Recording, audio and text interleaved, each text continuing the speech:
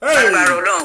ẹ máa ka wákàtí kò sí ọ̀sẹ̀ ẹni pé ayọ̀ ó ń fọ́lù ayọ̀ ni ayọ̀ ń fọ́lù ayọ̀ ó ń fọ́lù ayọ̀ ìjọba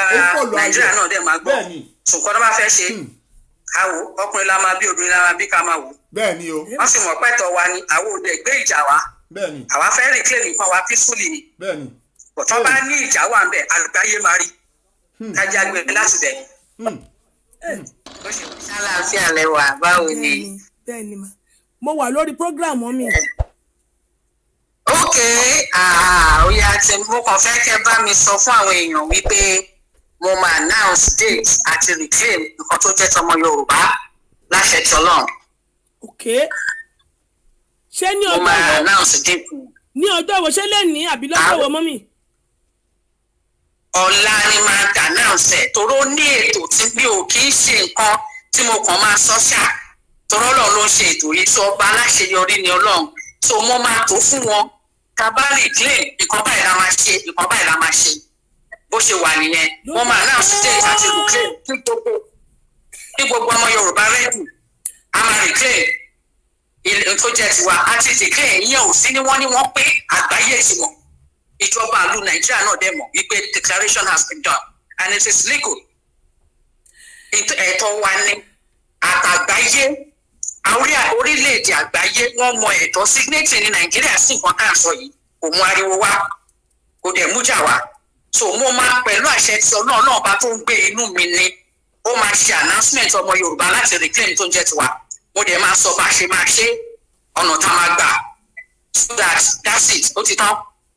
so tó bá ń wọn ọmọ Yorùbá at that point pé ká gbé ìgbésẹ̀ yẹn àwọn náà máa decide pé ó yá tó bá dẹ̀ tí ó ti yá nìyẹn a máa reclaim a máa bẹ̀rẹ̀ tó ń jẹ́ tiwa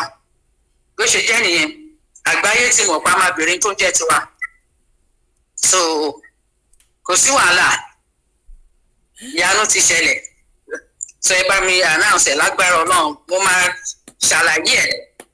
bá ṣe máa ṣe bá ṣe máa ṣe bá ṣe máa gbà nǹkan tá a fẹ́ get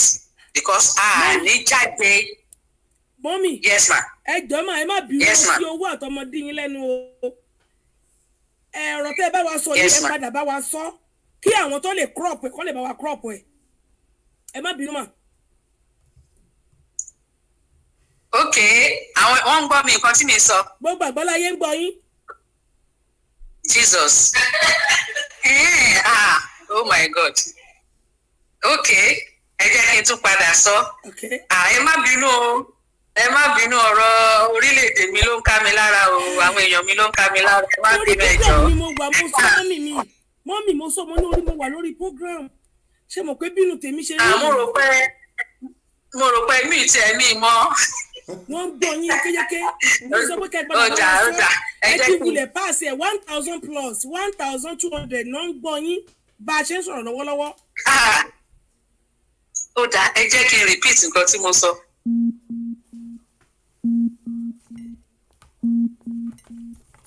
ẹ káàárọ̀ ẹ káàsán ẹ kúrọ̀lẹ́ kálẹ́ o according to the time níbi tẹ́ wà ẹ má bínú mo ń try láti sọ fún sísà mi Queen ní pé a ti dé stage àti reclaim step by step tá à ń gbé látijọ́ yìí Ọlọ́run ṣe àtìlẹ́yìn fún gbogbo wa tó ráàrin àánú gbà so mo dẹ̀ láti explain ìgbókè ibi tá a dé ìtumọ̀ ẹ̀ nìyí èèyàn púpọ̀ mọ ìtumọ̀ ẹ̀ àgbáyé mọ̀ yìí pé a ti ṣe declaration wọ́n mọ̀ pé a ti sọ pé a ti dúró bí ìlú àgbáyé ti mọ̀ yẹn ìlú Nàìjíríà ti mọ̀ yẹn kò síbi tí wọ́n ti mọ̀ even ọ̀run mọ̀ ayé mọ̀ wípé Yorùbá nation ó ti dúró gbogbo ìlú tó ń béèrè fún òmìnira ní Áfíríkà kò sí ẹni tó ń gba ọ̀nà tí Yorùbá gbà yìí torí Ọlọ́run fúnra rẹ̀ ló mú wa gba ọ̀nà yìí mo béèrè fún ni o Ọlọ́run dẹ̀ ṣe ìyanu aráàánú gbà torí mo ní mi ò fẹ́ ogun mi ò fẹ́ ìtẹ̀jẹ̀ sílẹ̀ mo fẹ́ peace ní Yorùbá nation mo dẹ̀ fẹ́ peace ní Nàìjíríà mi ì fẹ́ ìtẹ̀jẹ̀ sílẹ̀ ní Yorùbá nation mi ò dẹ̀ fẹ́ ìtẹ̀jẹ̀ sílẹ̀ ní Nàìjíríà ní tí mò ń lépa nìyẹn lọ́lọ́run ṣe ní ká máa gba ọ̀nà yìí tọ́lọ́run dẹ̀ ṣe ìyanu so ní agbára tí Ọlọ́run mo máa announce èmi kọ́ ọba tó ń gbé inú mi ni a máa announce ìjọ ta máa reclaim a dẹ̀ máa sọ bá ṣe máa reclaim tá a bá dẹ̀ reclaim mo máa sọ nǹkan tó kàn rí nǹkan tó kàn òun lélẹ̀ mo máa náà ṣe so wá kù fáwọn ọmọ Yorùbá ká ṣe nǹkan tó yẹ ká ṣe bọ̀ tí pé àkọ́kọ́ mo fẹ́ ká mú good news yẹn dání kí ni wá yẹ máa dùn sí nígbà tí lọ́gùgát tó ṣe amalgamation gbogbo Nàìjíríà kò pé anybody sí kò pariwo sí kò pé èrò sí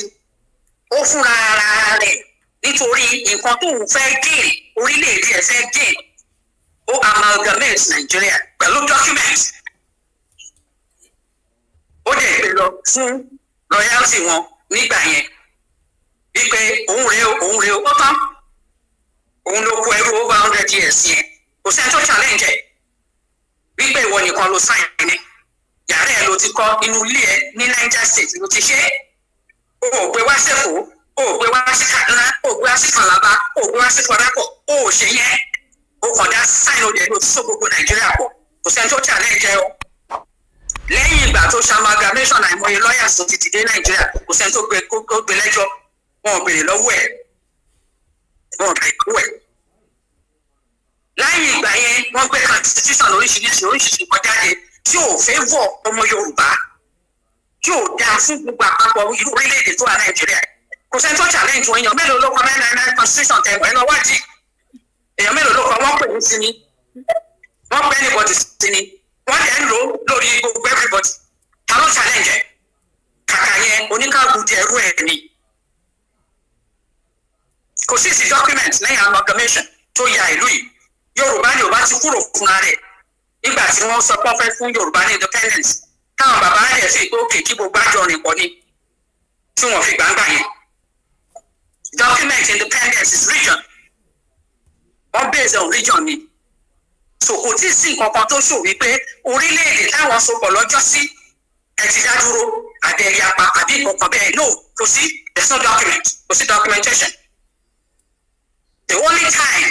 tí document máa hàn ní ayé àti ní ọ̀hún wípé ìran kan nínú àwọn tí wọ́n sopọ̀ ó sọ pé òun kò ṣe mọ́ òun ní títà ẹ̀sán tí ọmọ Yorùbá ṣe yìí o táwọn kan bẹ̀rẹ̀ sí forí dálẹ̀ lé lórí wọ́n dẹ̀ wọ́n sọ àwọn tó mọ̀ pẹ̀ wọ́n sọ wọ́n ní ìpè agbára tọ́lọ̀ ń gbé fún Yorùbá yìí tí wọ́n mọ̀ tún agbára yẹn ṣá bọ̀tá dúpẹ́ lọ́lọ́run àwa tọ́lọ̀ ń jẹ́ ká mọ̀ àmọ́ so pẹ̀lú àtìlẹ́yìn Ọlọ́run the first time ever tí document máa show wípé ìran Yorùbá kíní tẹ̀sán pọ̀njọ́ sí ẹ ṣe o àwa lọ́lé o a tún padà sílé wa a ṣe àṣepọ̀ yìí mọ́ torí ó tẹ̀ expire anyway so àwọn òde tún ní sáìn ní ìmí pẹ̀lú another election ní sáìn ní ẹni tó bá fẹ́ ṣe election kó lọ sí Nàìjíríà ẹni tó bá fẹ́ ṣe pé òun fẹ́ contest ó fẹ́ ṣe election kó lọ Nàìjíríà ọmọ Yorùbá máa ṣe tiẹ̀ tó bá yá ní Yorùbá nation àgbáyé ti mọ̀ yẹn